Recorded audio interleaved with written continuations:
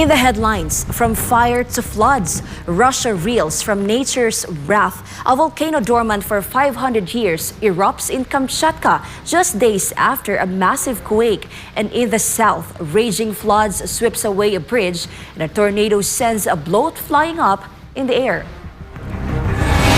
Spain's summer is spiraling into crisis. A massive wildfire triggers evacuations in the northwest. Angry forest firefighters take to the streets in Madrid, and a second searing heatwave is sending temperatures near 50 degrees, the triple threat hitting the country hard. Tensions are exploding in the Middle East. Israel's national security minister calls to conquer Gaza from inside Al-Aqsa, just hours after Hamas releases a harrowing video of a frail hostage. And as thousands of Israeli settlers storm the holy site, fears of wider escalation grow. A major shakeup in Mindanao. President Marcos Jr. signs an executive order placing Sulu under the Zamboanga Peninsula, officially cutting it off from the Bangsamoro region. The move follows a landmark Supreme Court ruling. Tensions flare as the United States slaps Iran with sweeping new sanctions. Tehran lashes out, and experts warn the move could derail fragile nuclear talks. Coming up, a health scare for pop star Jessie J. Weeks after her breast cancer surgery, she lands back in the hospital. What happened and how is she doing now? We've got the latest update from the singer herself later. I'm Angel Pastor. Newsline World starts now.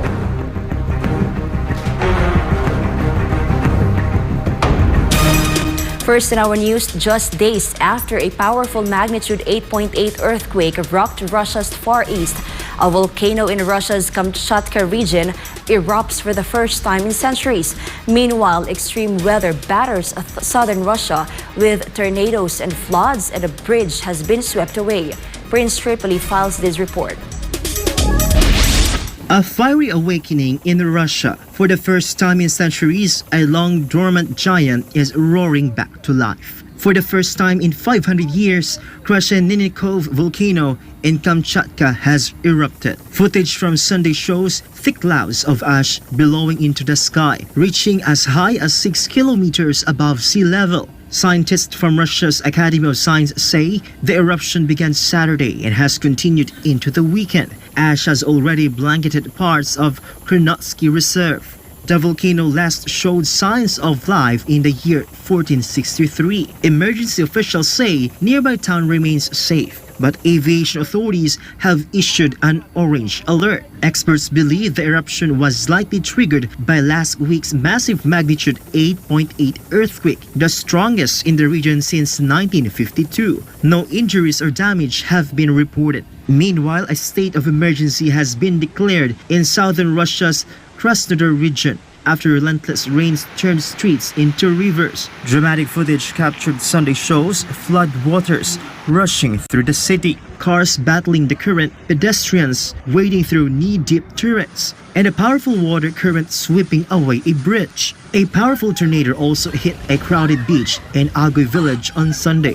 Footage shows holidaymakers watching as the whirlwind sweeps tables away and throws a catamaran up in the sky. According to Governor Veniamin Kondratiev, the downpour overwhelmed riverbanks, flooding at least 34 homes and 70 nearby properties across surrounding settlements. He says emergency crews are in full force, clearing damage and helping affected residents. 2 evacuation centers have been set up as more than 150 personnel and 44 vehicles work to manage the aftermath. Authorities say the situation remains under close watch by Emercom, Russia's emergency ministry, and it may not be over yet. Forecasters are warning of more thunderstorms, downpours, and even hurricane-force winds expected through the night. Officials urge residents to stay indoor and be alert for any updates as conditions could worsen. Reporting for Newsline World, this has been Prince Tripoli, your citizen correspondent,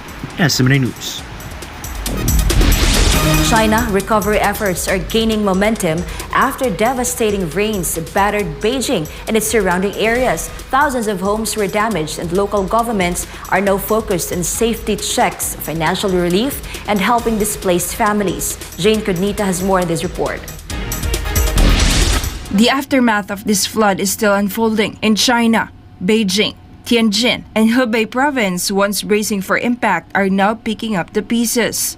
After days of torrential rain, flood-hit areas in Beijing, Tianjin, and Hebei province are beginning the long road to recovery. In Beijing, door-to-door inspections are underway. Teams of structural assessors are moving through neighborhoods, checking every home hit by the floods. Condemned buildings are being sealed, and families are being moved to safer ground. Insurance claims are also being fast-tracked. As of 5 p.m. Sunday Philippine time, more than 5,000 claims had already been filed, with insurers estimating over $21 million in damages. Many have already received support, but thousands more are still waiting. In Hebei province, displaced families are now housed in temporary centers, while teams clean and disinfect affected communities. And even as cleanup begins, the skies aren't done yet. New weather alerts have been issued for early this week, with heavy rain expected from Monday to Tuesday. In Tianjin, officials are keeping a close eye on water levels and reinforcing flood defenses as a precaution. This has been Jane Cognita, your citizen correspondent for God and my beloved country, the Philippines.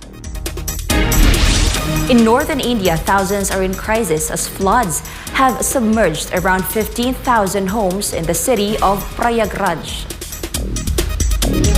The flooding began after days of heavy rain, causing the Ganges and Yamuna rivers to overflow. More than 1,000 people have been evacuated as parts of the city were cut off from electricity and clean water.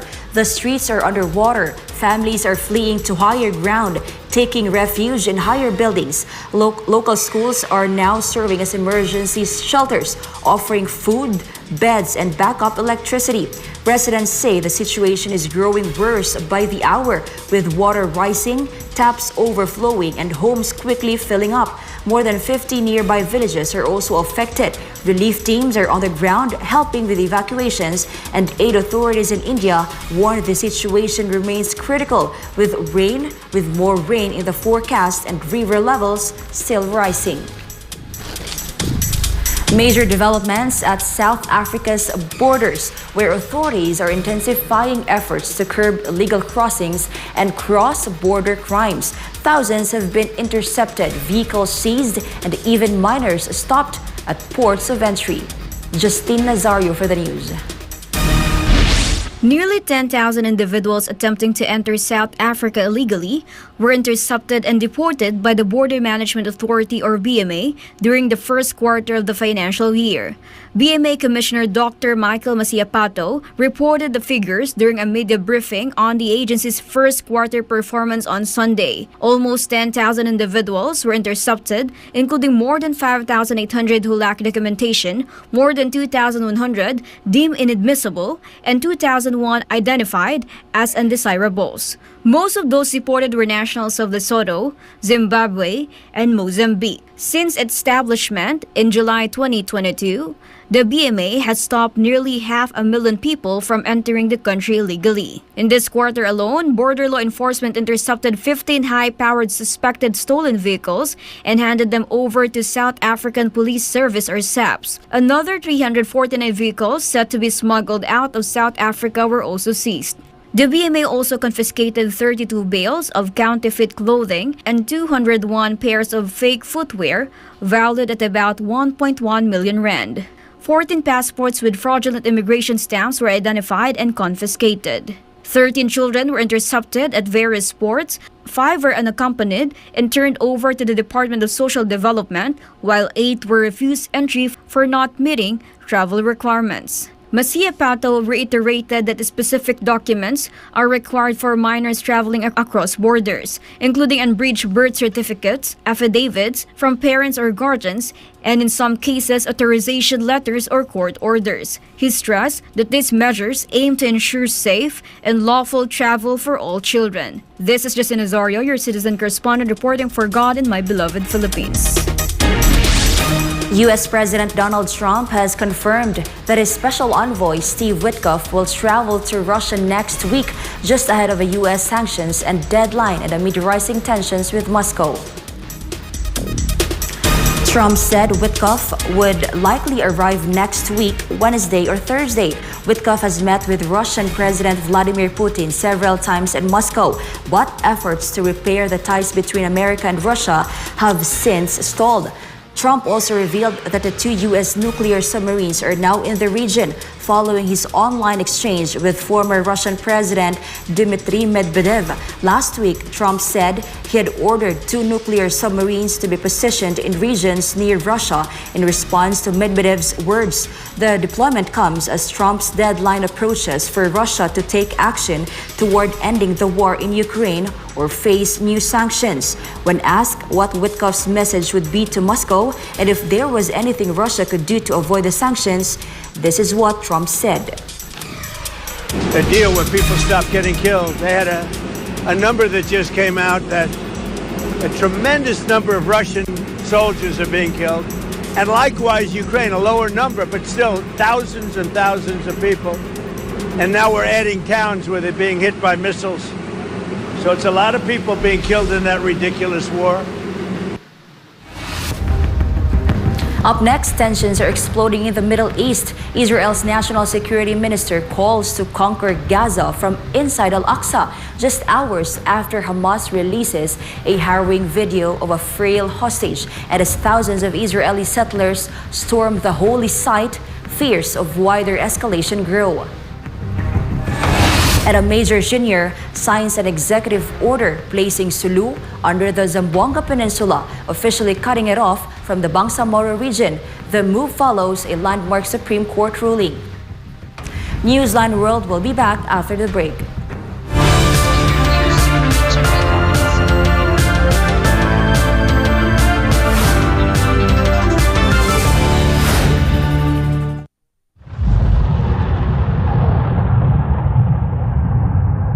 Isang digmaan na parang pelikula.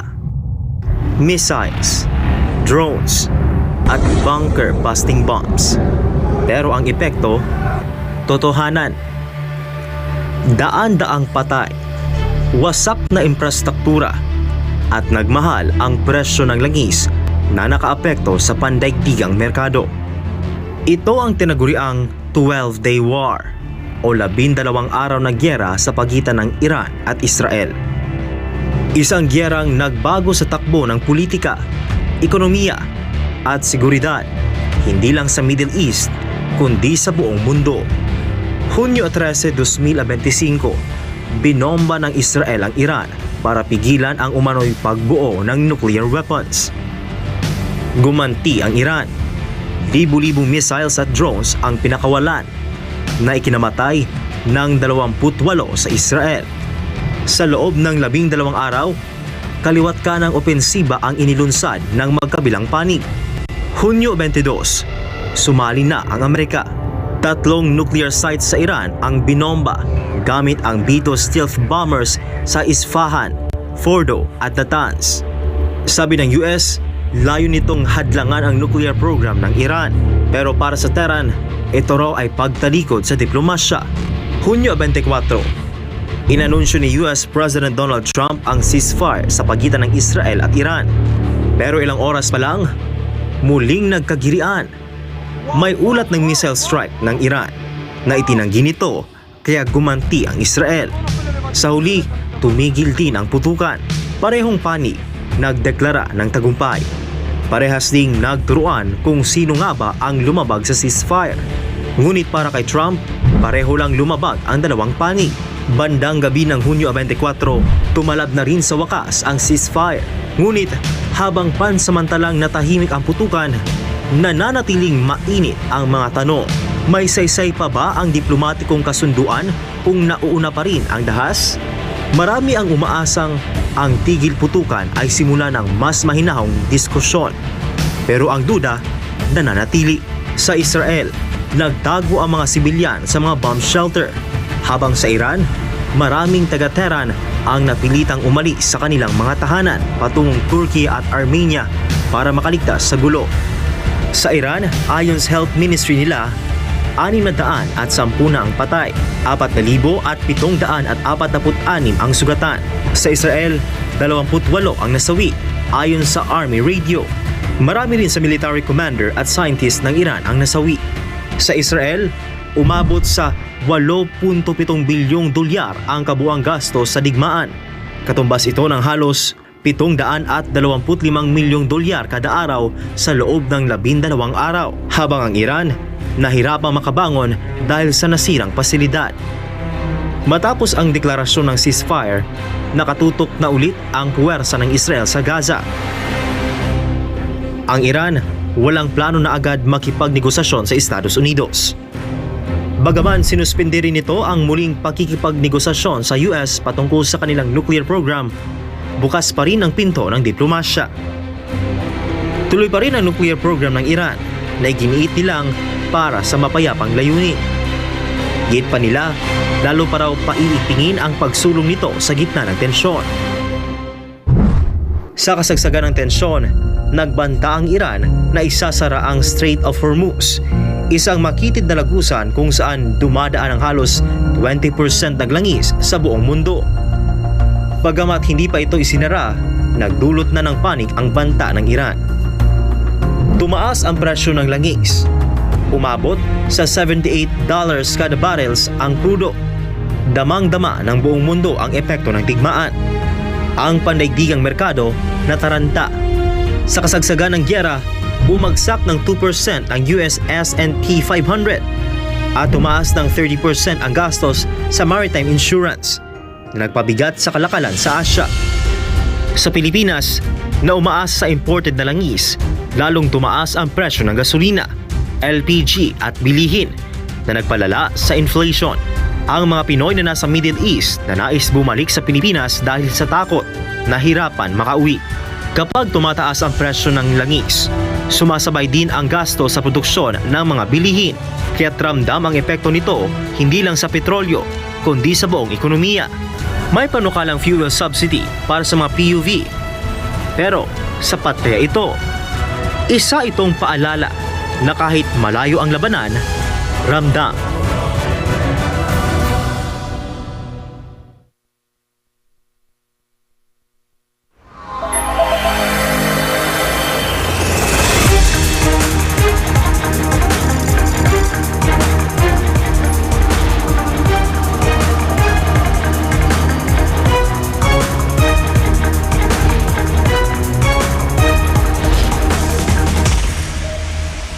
This is SMNI News Channel.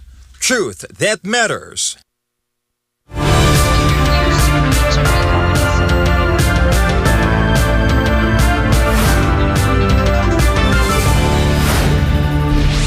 We're back just hours after Hamas released a harrowing video of a gone Israeli hostage. Israel's national security minister makes a fiery call to seize Gaza. Here's MJ Mondihar for the full story. In a fiery new escalation, Israel's National Security Minister Itamar Ben-Gvir is now calling for a full takeover of Gaza, and he's doing it from one of the most sensitive religious sites in the region. Ben-Gvir made a statement inside the Al-Aqsa Mosque compound in Jerusalem, just hours after Hamas released a video showing a visibly frail Israeli hostage. סרטוני הזוועה של החמאס באים על רקע דבר אחד, הניסיון שלהם ליצור לחץ על מדינת ישראל, ואני אומר דווקא מכאן, מהר הבית, המקום בו הוכחנו שאפשר לעשות ריבונות ומשילות. דווקא מכאן צריך להעביר מסר ולדאוג שכבר היום כובשים את כל רצועת עזה, מכריזים ריבונות בכל רצועת עזה, מורידים כל חמאסניק ומעודדים הגירה ברצון. רק בצורה הזאת אנחנו נחזיר את החטופים וננצח את המשפט. His comments come after Al-Qassam Brigades, the armed wing of Hamas, released footage of a 24-year-old soldier, Eviatar David, in poor condition, a video that has sparked shock and outrage all over the world. Eviatar David has been held hostage in Gaza for almost 670 days since October 7, 2023. The family approved the release of the footages, saying he was a living skeleton buried alive. Here, Eviatar is seen digging his own grave. אני חופר את הקבר קבר שמיועד מבחינתי לי, כי כל יום שעובר הגוף שלי הולך, נחלש, נהיה רזה יותר וחלש יותר. מבחינתי זה נראה שאני בדרך למוות שלי. אני חובר לעצמי את הקבר שבו אני אולי אשכב, ובאמת כל יום שהולך ועובר הזמן נגמר, הזמן הולך ואוזל, ורק אתם תוכלו לעצור את זה כדי שנוכל לשכב במיטה שלי. Following this, Ile David and Yila David, Evyatar's brother and sister, spoke out in Hostages Square in Tel Aviv in hope of saving their brother and the rest of the hostages. Adding to the tensions, earlier that day, over 2,000 Israeli settlers reportedly entered the Al-Aqsa compound, performing rituals and singing. According to the Jerusalem Islamic Al-Qaf department, the gathering included several lawmakers, among them Ben-Gvir himself, marking what they called the destruction of the temple. Palestinian authorities say it marks an unprecedented political and religious escalation, warning that the presence of senior Israeli officials could inflame the situation even further. Saudi Arabia and Jordan also slammed the Netanyahu government for violating a decades-old status quo arrangement with Muslim authorities, as Ben-Gvir offered prayers at the compound of the area, which is not allowed for Jews. This comes as the war in Gaza, which began on October 7, 2023, rages on. That attack by Hamas left over 1,000 Israelis dead and more than 200 kidnapped. In response, Israel launched a full-scale military campaign that has since killed over 60,000 Palestinians and injured more than 148,000, many of them civilians. The international community continues to call for restraint, but with rhetoric like this and tensions at the boiling point, peace seems increasingly out of reach. For Guide of Philippines, MJ Mondeha, SMNA News.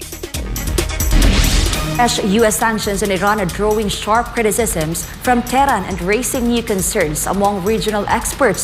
Analysts warn the latest measures could derail already fragile nuclear negotiations, especially as recent clashes with Israel and the U.S. further complicate diplomacy. Fatima Nauzil reports. The sweeping new round of U.S. sanctions is casting a shadow over efforts to revive nuclear talks with Iran. Just last week, the U.S. Treasury unveiled its largest sanctions package on Iran since 2018. More than 50 individuals, firms, and oil tankers were blacklisted for allegedly helping Iran bypass sanctions and ship oil abroad. The move follows recent military clashes involving Iran, Israel, and U.S. forces, raising fears the diplomatic window could be closing. The Iranian government condemned America's move, calling it a hostile policy and an assault on the Iranian people. The timing is also critical. The sanctions come just weeks after indirect nuclear talks between the U.S. and Iran in Oman, as well as European-led discussions in Turkey. آنچه که جمهوری اسلامی ایران از ابتدا اعلام کرده است این که من با طرف‌هایی میتونم مذاکره بکنم که حسن نیت داشته باشم و حسن نیت اونا به اثبات برسه. But some Iranian officials doubt Washington's sincerity, pointing to a pattern of coercion over compromise. این فشارها قطعاً ایران رو مصمم‌تر میکنه به اینکه مذاکره راه حل نهایی برای ایران نیست، بلکه باید این تقویت بنیه دفاعی ماست. Reporting, this has been Fatima Nauzil, SMNI News. In Chile, a nation is in mourning after the recovery of 5 more bodies from a collapsed copper mine over the weekend. Chile's president has declared 3 days of national mourning. Prince Tripoli is back for more news. After days of searching, Chilean authorities confirmed the worst. At 8:31 a.m. Philippine time, Chilean authorities confirmed that the bodies of 5 miners trapped underground since last Thursday were found inside the El Teniente mine, the world's largest underground copper operation. The collapse, triggered by a magnitude 4.2 earthquake, left workers stranded 900 meters underground. The miners were identified as Gonzalo Nunez Caroca, Alex Araya Acevedo, Carlos Arancibia Valenzuela, Jean Miranda Ibaseta, and Moses Paves Armijo. The recovery brings the death toll to 6. Chilean President Gabriel Boric spoke with deep sorrow, saying that all that Chile shares in the family's pain. He described the day as a painful one for the nation and declared 3 days of national mourning in honor of the fallen. He acknowledged the difficult and dangerous work of the rescue teams, who worked with urgency and hope, even as the outcome grew more grim. The El Teniente mine is operated by Codelco, the world's leading copper producer. The company has announced an independent international audit to ensure a transparent investigation and to honor the memory of those lost. Authorities will continue collecting testimonies and technical evidence to determine what caused the collapse and whether safety protocols were followed. Reporting for Newsline World, this has been Prince Jubilee, your citizen correspondent, SMNA News. President Ferdinand Marcos Jr. is off to India for a 5-day state visit. The trip aims to strengthen ties between Manila and New Delhi, just as the two nations mark 75 years of diplomatic relations. President Marcos Jr. departed from Villamor Air Base on Monday morning. He's set to visit key cities in India from the 4th to the 8th of August, following the invitation of Indian Prime Minister Narendra Modi. The visit is focused on boosting cooperation in key areas: defense, agriculture, health, tourism, and technology. The president is also leading a business delegation to explore new investments, especially in India's growing IT sector. Before leaving, Marcos highlighted the long-standing friendship between the Philippines and India, founded on shared democratic values and common goals.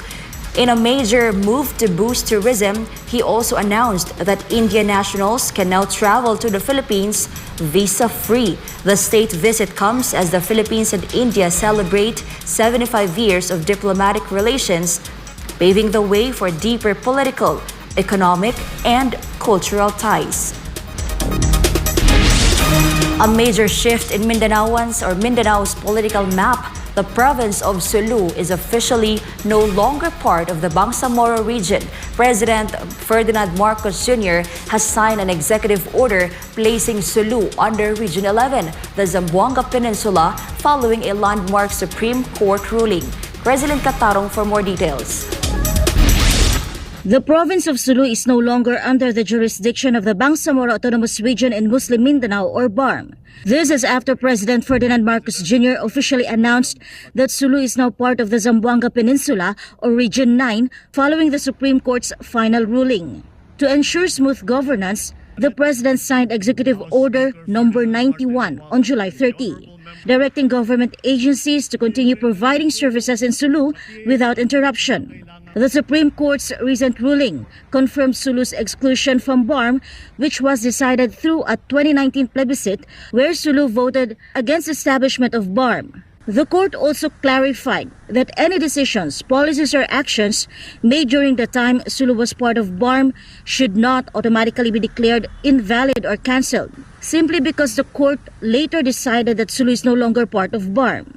Instead, the High Court focused on understanding how this change affects governance, financial distributions, and administrative systems in Sulu. Marcos emphasized the importance of quickly and efficiently putting the Supreme Court's decision into effect.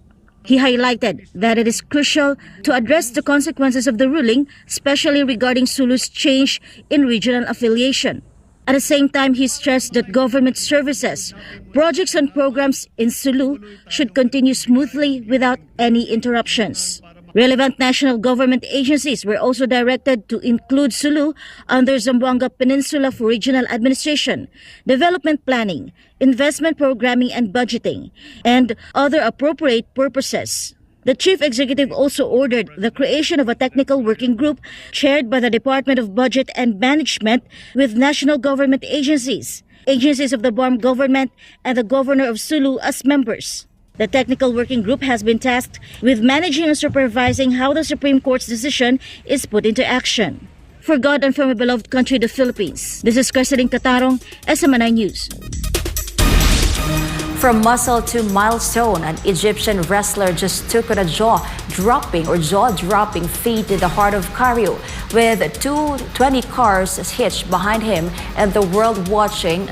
Ashraf Kabonga Maros is hoping to secure his spot in the Guinness World Records.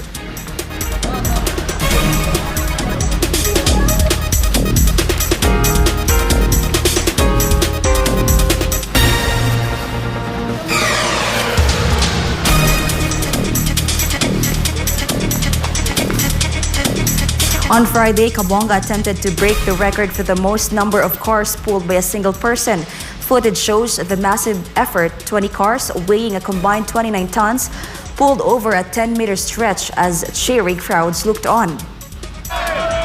سحبت كم طن هي كلها على بعضها حوالي 29 طن حوالي 20 عربيه كم عربيه 20 عربيه العربيه لا تقل عن 1200 كيلو. The current record was set in 2014 by Canadian Kevin Fast, who pulled 15 vehicles weighing between 850 to 900 kilograms each. Kabonga's attempt goes beyond that, both in weight and spectacle. قدر يخش عليها بقاله اكتر من 12 سنه تقريبا. انا الوحيد المصري اللي قدرت اخش عليها واخد الرقم قياسي فان شاء الله. The feat is the latest in Kabonga's string of jaw-dropping achievements. He previously pulled a 279-ton train and even a subway cart, all in his mission to put Egypt on the world record map. Up next, Spain's summer is spiraling into crisis. A massive wildfire triggers evacuations in the northwest. Angry forest firefighters take to the streets in Madrid, and a second searing heat wave is sending temperatures near 50 degrees. The triple threat hitting the country hard. More news when Newsline World returns.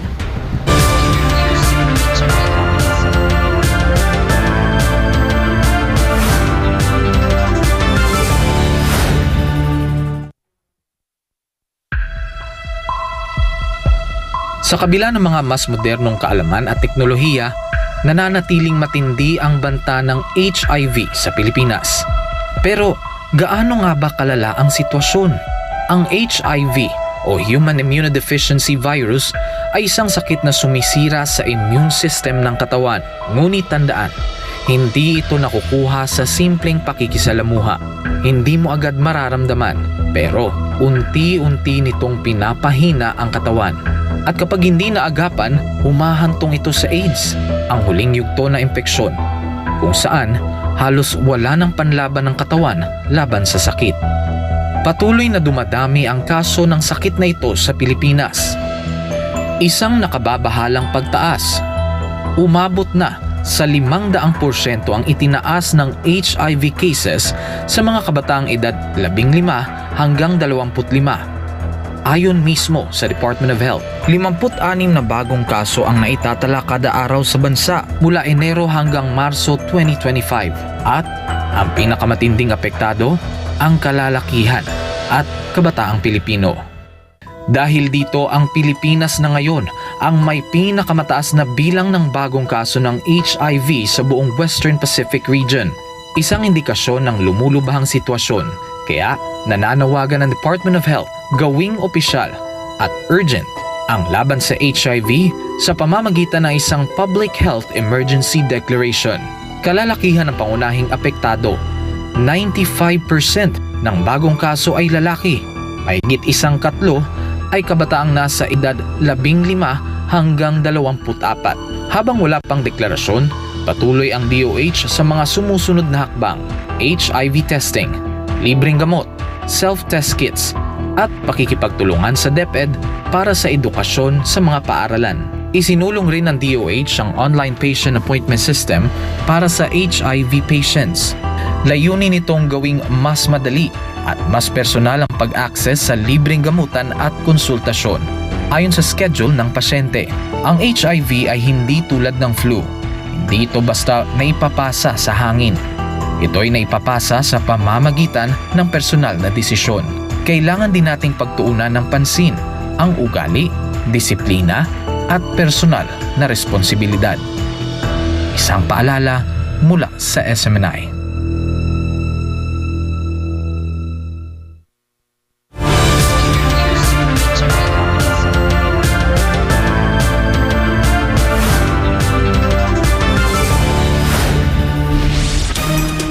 The world's top oil producers are turning the taps up again. The Organization of the Petroleum Exporting Countries, or OPEC, and its allies, known as the OPEC Plus, have announced they'll increase oil production by 500,047 barrels per day starting in September. That's just slightly down from August's hike of 500,048 barrels a day. As the group continues its gradual rollback of pandemic-era output cuts, the move was agreed during a virtual meeting Sunday with major producers like Saudi Arabia, Russia, the UAE, and Iraq, reviewing global market conditions and supply needs. OPEC Plus says these increases could still be paused or reversed depending on how markets evolve. Spain is battling a triple crisis this weekend. A raging wildfire in the northwest has triggered evacuations. Forest firefighters in Madrid are taking to the streets over pay and safety. And a brutal second heat wave is pushing temperatures to dangerous new highs, from blazing forests to burning frustration and record-breaking heat. The summer emergency is far from over. Sara Santos has the story. In Spain, a wildfire emergency continues to unfold in the northwest. Flames tore through the forest near Orense as crews from Spain's military emergency unit battled the blaze through the night. Footage shows thick smoke blanketing the skies, firefighters working in near darkness to hold back the advancing wall of fire. So far, around 500 hectares have been scorched, with the alert still at emergency level 2, triggering evacuations in parts of Galicia. Officials say this is shaping up to be the region's worst wildfire season in years, with over 8,500 hectares already burnt in 2025, making Galicia the hardest hit part of the country. Spain's ecological ministry warns the fires show no sign of letting up.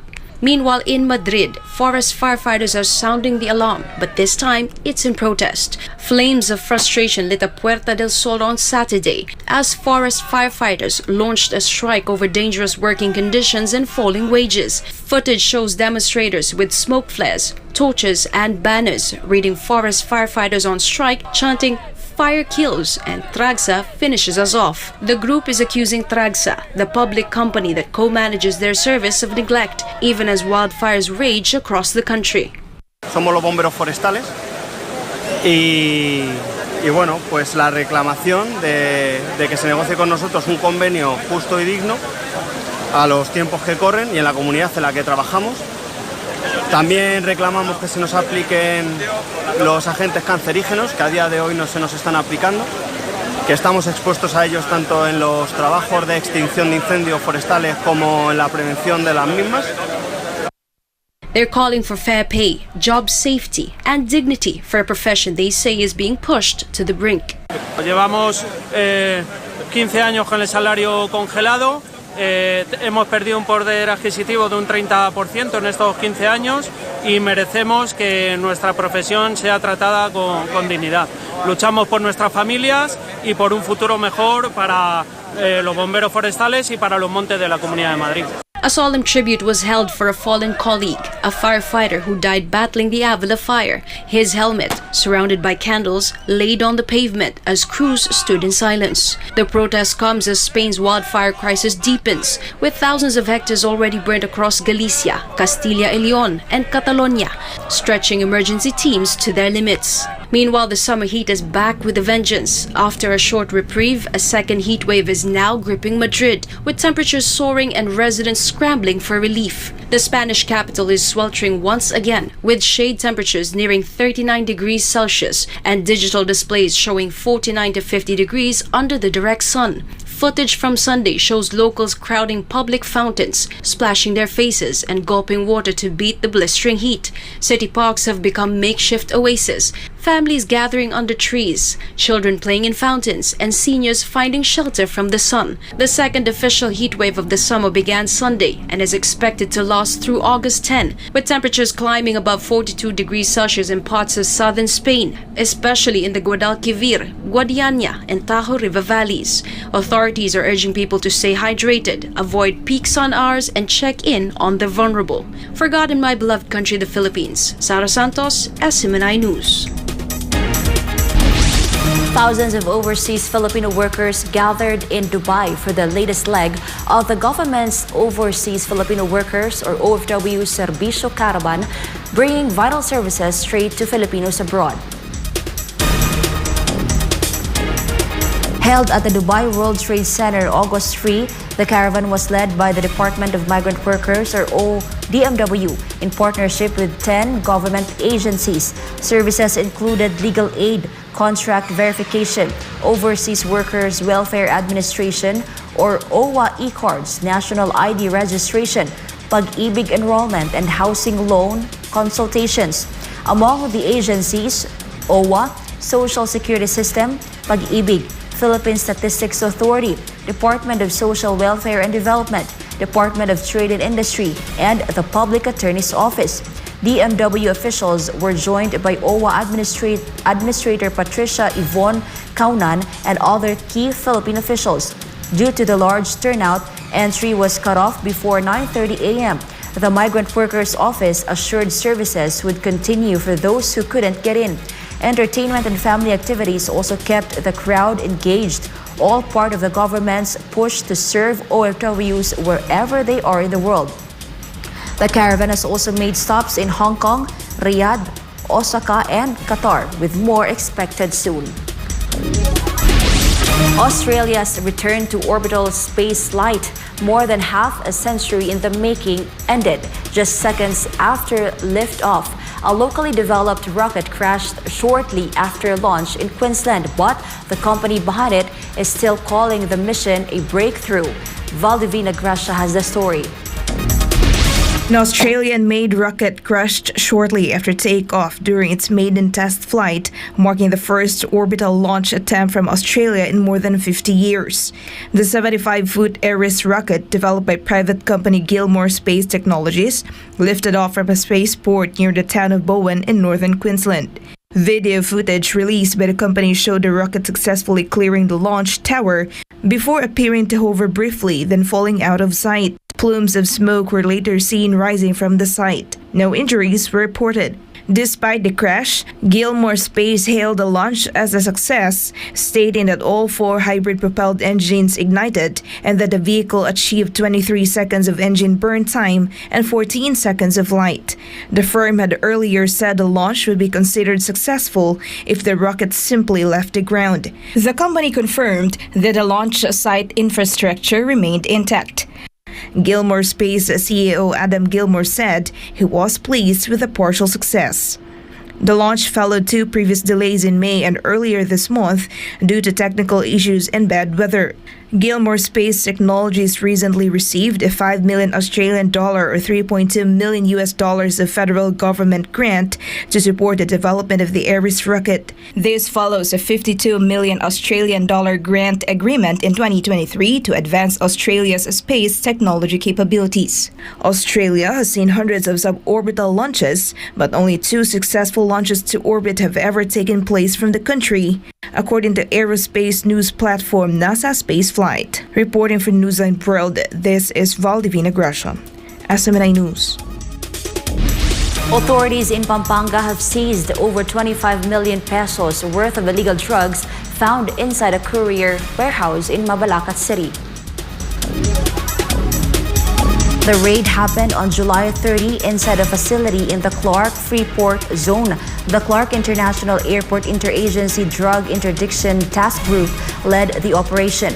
Working on a tip, a joint team from the National Bureau of Investigation in Pampanga, Philippine Drug Enforcement Agency or PDEA, Bureau of Customs, and Philippine National Police searched a suspicious shipment declared as a data cable roll. Instead, they discovered 6 plastic bags filled with ketamine. a powerful illegal drug. The haul weighed over 5 kilos with an estimated street value of 25.3 million pesos. The drugs were immediately secured, marked and tested by PDEA. Investigators are now tracking where the package came from and where it was headed. Authorities say the fight against illegal drugs continues, especially in ports, cargo hubs, and courier warehouses across the country.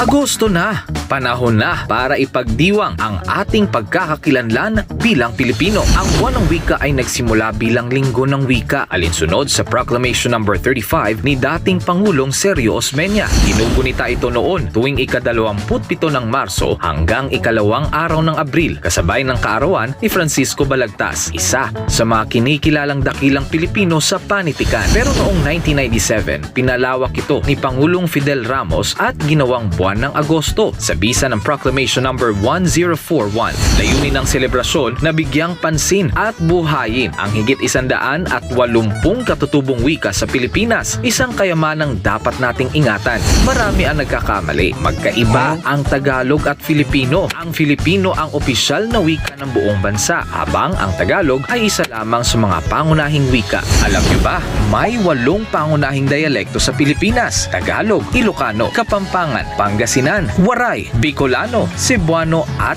Ilonggo. Ang ating wika ay ating pagkakakilanlan, kaya't nararapat lamang itong pagyamanin, gamitin at ipagmalaki. Sabi nga ng ating pambansang bayani na si Jose Rizal, ang hindi magmahal sa sariling wika, daig pa ang hayop at malansang isda. Gamitin, mahalin at ipagmalaki natin ang ating sariling wika.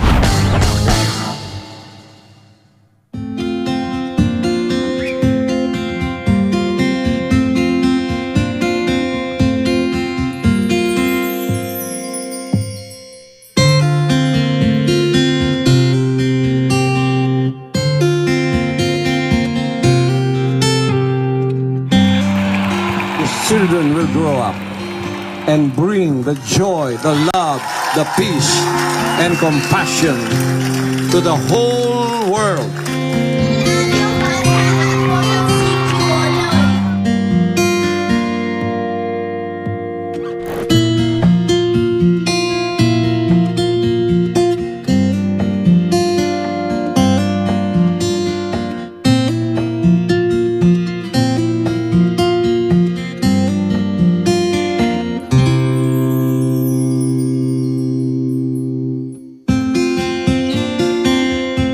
We only have one planet.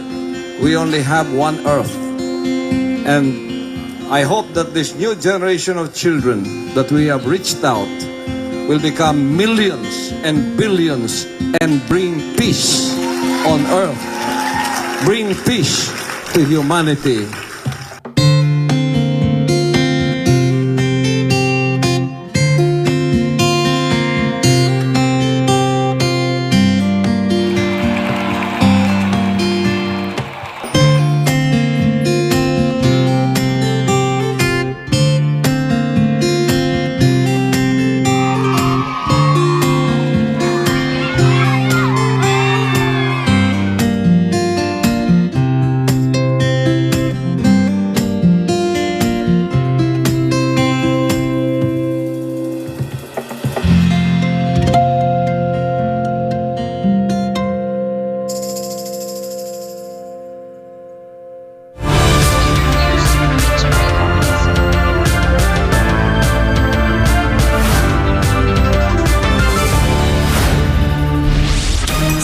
Korea is taking steps to lower tensions along its northern border, this time by removing military loudspeakers used for propaganda broadcasts near North Korea.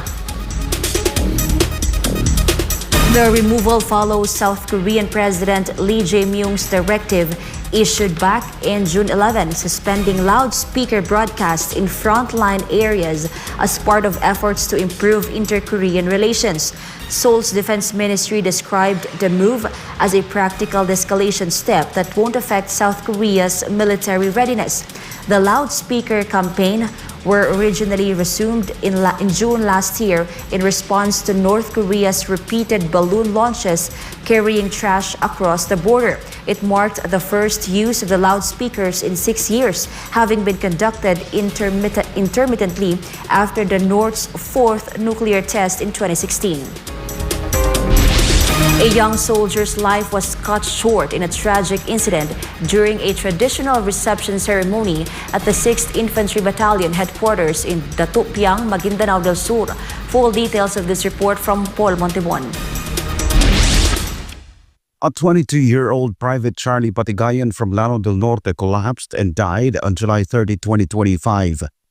In a statement, the Philippine Army emphasized its strict adherence to the Anti-Hazing Act of 2018, reaffirming its zero-tolerance policy against any practice that endangers the safety and well-being of its personnel. Some senior Army personnel from 6th Infantry Battalion have been relieved of their posts while an investigation is underway. On the other hand, initial medical findings suggest kidney failure as the suspected cause of death.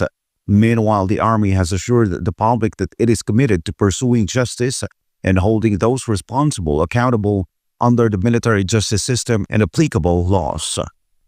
According to reports, Private Patigayan's family is cooperating with the investigation, and they have coordinated with local police in Cotabato City to secure an autopsy report. Reporting for Newsline World, this has been Paul Montebon, SMNI News. Up next, coming up, a health scare for pop star Jessie J. Weeks after her breast cancer surgery, she lands back in the hospital.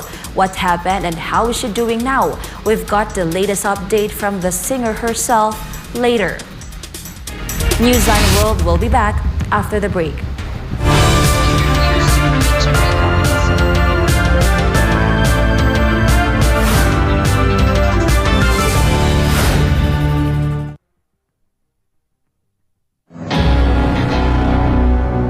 Maging alerto at handa tuwing may bagyo. Upang manatiling ligtas, narito ang ilang mahahalagang paalala. Manatili sa loob ng bahay. Iwasan ang paglabas, lalo na kung malakas ang ulan at hangin. Mag-imbak ng pagkain at malinis na tubig. Maghanda ng emergency kit. Manatiling updated sa lagay ng panahon. Maghanda ng mga flashlight at extra baterya. Panatilihing fully charged ang iyong cellphone. I-secure ang mahahalagang dokumento sa waterproof na lalagyan. Patayin ang kuryente, gas at tubig kung may banta ng pagbaha. Alamin ang iyong local emergency hotlines. Putulin o tapyasan ang mga sanga ng puno na maaaring mabuwal sa malakas na ulan at hangin. Lumikas agad kung inabisuhan ng mga otoridad. Maging ligtas at maging handa sa panahon ng kalamidad. Ang paalalang ito ay hatid sa inyo ng SMNI.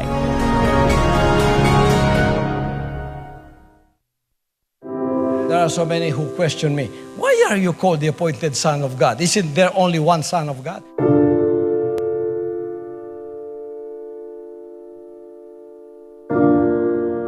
Don't you know that all of you are sons of God? Children of God, all of you. Children of God, sons and daughters of the Father Almighty. When the devil came and took over, we became children of the devil without us knowing it. That's why he sent his son there in the Middle East. His name is Jesus Christ, to be crucified on the cross so that you and I will become like him. I am from a Gentile nation. You are from a Gentile nation. My father and mother are pure human beings.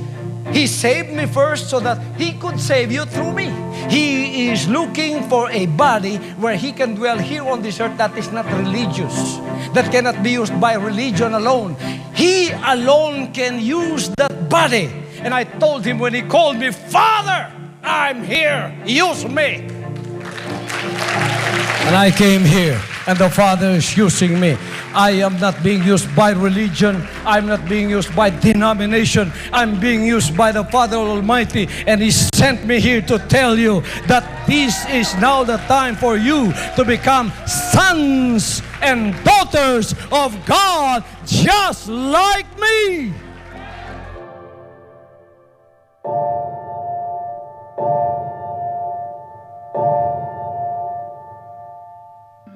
Matunog ngayon ang salitang impeachment sa Pilipinas dahil sa nakambang impeachment trial kay Vice President Sara Duterte. Pero ang tanong ng taong bayan, ito ba ay para sa interes ng bansa o para sa politikal na motibo lamang? Sa ilalim ng saligang batas, may mga opisyal ng pamahalaan na maaaring tanggalin sa pwesto sa pamamagitan ng impeachment. Kabilang dito ang Pangulo, Pangalawang Pangulo, mga mahistrado ng Korte Suprema, mga miyembro ng Constitutional Commission at ang Ombudsman. Maaaring ma-impeach ang mga nabanggit na opisyal dahil sa matinding paglabag sa konstitusyon, pagtataksil sa bayan, panunuhol, katiwalian, mabibigat na krimen o pagtataksil sa tiwala ng publiko. Sa kasaysayan ng Pilipinas, ilang matataas na opisyal na ang humarap sa impeachment trial. Noong taong 2000, si Pangulong Joseph Erap Estrada ang unang Pangulo ng bansa na humarap sa isang impeachment trial. Taong 2011 naman, si Ombudsman Mercedes Gutierrez ay naharap din sa impeachment dahil sa umano'y kapabayaan sa pag-aksyon sa mga kaso ng katiwalian. Hindi na siya humarap sa pagdinig sapagkat bago pa magsimula ang impeachment trial ay nagbitiw na ito sa pwesto. Noong 2012, si Chief Justice Renato Corona ay napatalsik naman mula sa Korte Suprema sa unang pagkakataon na impeach ang isang Chief Justice matapos mapatunayang hindi niya idineklara ang kanyang Statement of Assets, Liabilities, and Net Worth o SALN ng buo. Ano nga ba ang proseso ng pag-impeach sa isang mataas na opisyal batay sa konstitusyon? Maaaring magsampa ng reklamo ang isang miyembro ng Kongreso o isang mamamayan basta may sumusuportang kongresista. Kapag 1/3 ng mga miyembro ng Kamara ang sumang-ayon, tuloy na agad ang proseso ng impeachment sa Senado. Sa sandaling maaprubahan ito ng House of Representatives, binubuo na ang Articles of Impeachment, isang dokumento na naglalaman ng mga aligasyon o batayan para sa impeachment.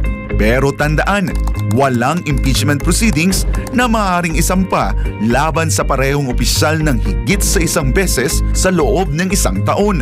Ang Senado naman ang magsisilbing impeachment court kapag ang Pangulo ang nililitis, ang punong mahistrado ang namumuno, ngunit hindi bumoboto. 2/3 ng mga senador ang kailangan para hatulan ang opisyal. Anong parusa? Pagkakatanggal sa pwesto at diskwalipikasyon na makabalik sa gobyerno.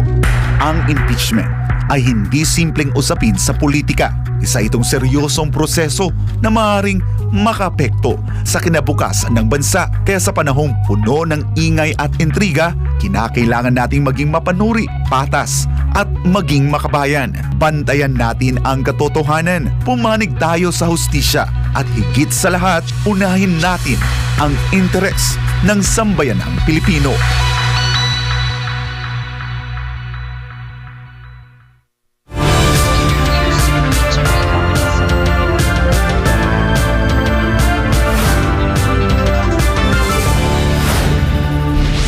The San Juan City government is stepping up its mobility and emergency response capabilities with the turnover of 83 brand new vehicles to its departments and barangays. Jason Rubrico for the rest of the details.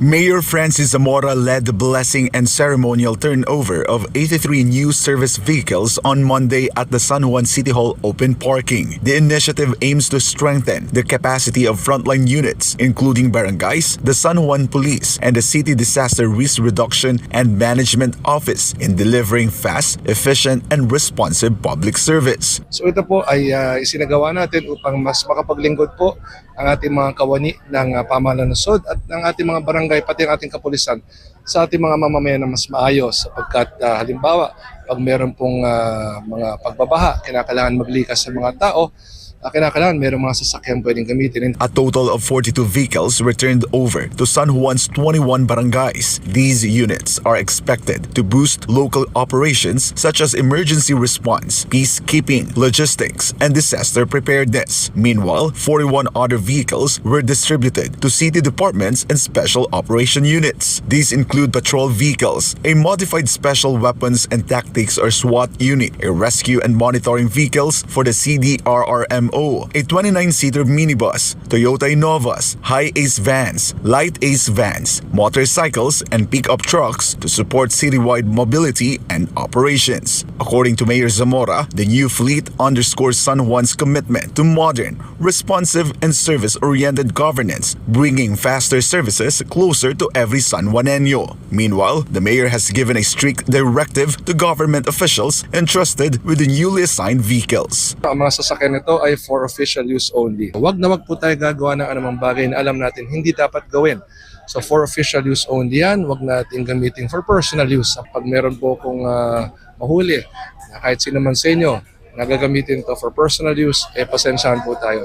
Dahil alam nating meron pong mga karampatang parusa. For God and my beloved Philippines, I am Jason Rubrico, SM9 News.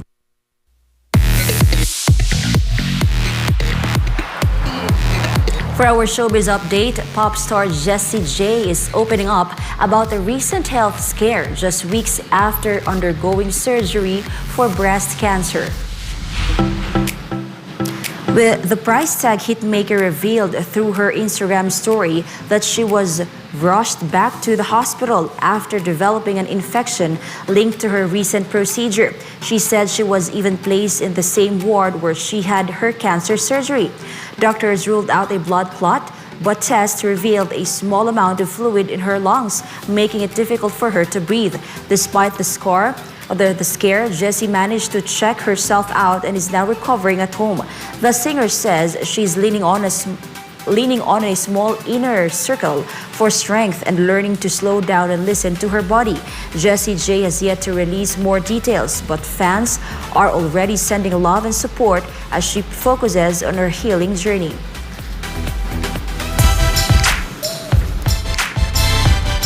For our latest sports issue today, American sprint star Sha'Carri Richardson's roller coaster week ended on a sour note after narrowly missing out on a spot in the women's 200 meters final at the U.S. Track and Field Championships. And Lando Norris is on fire. The McLaren star made it 3 wins in 4 races with a gritty, well-executed victory at the Hungarian Grand Prix despite a rocky start and late race pressure from his own teammate. Carlo De La Peña tells us more.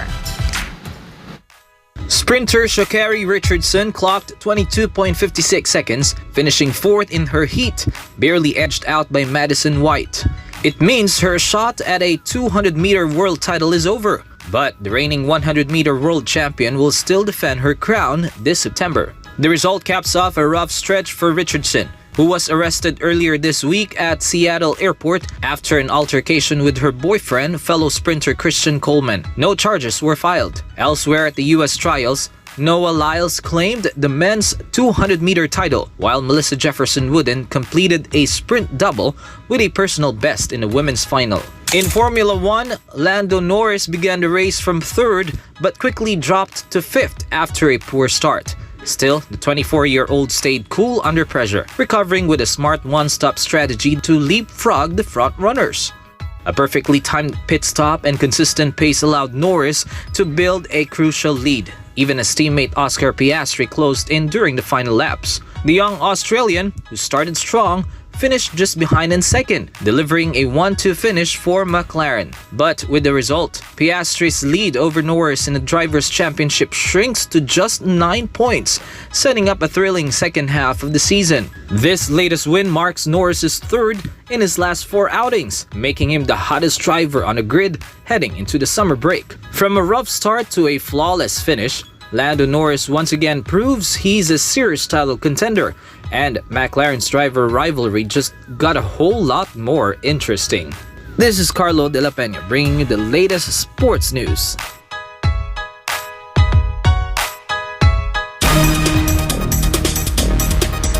And before we end, may you be inspired with the words of the sun.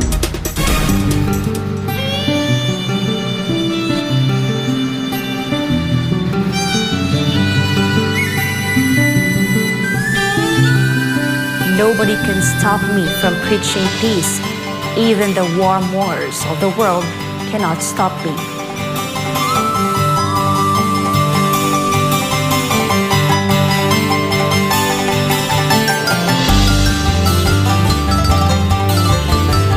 And that's all for this edition of Newsline World. For God and my beloved country, the Philippines, I'm Angel Pastor. Thank you for watching and goodbye.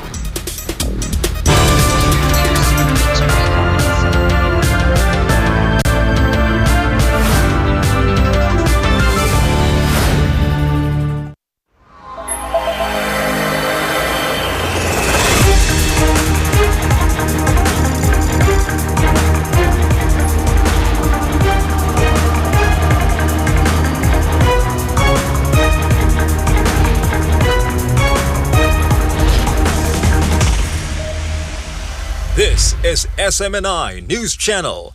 Truth that matters.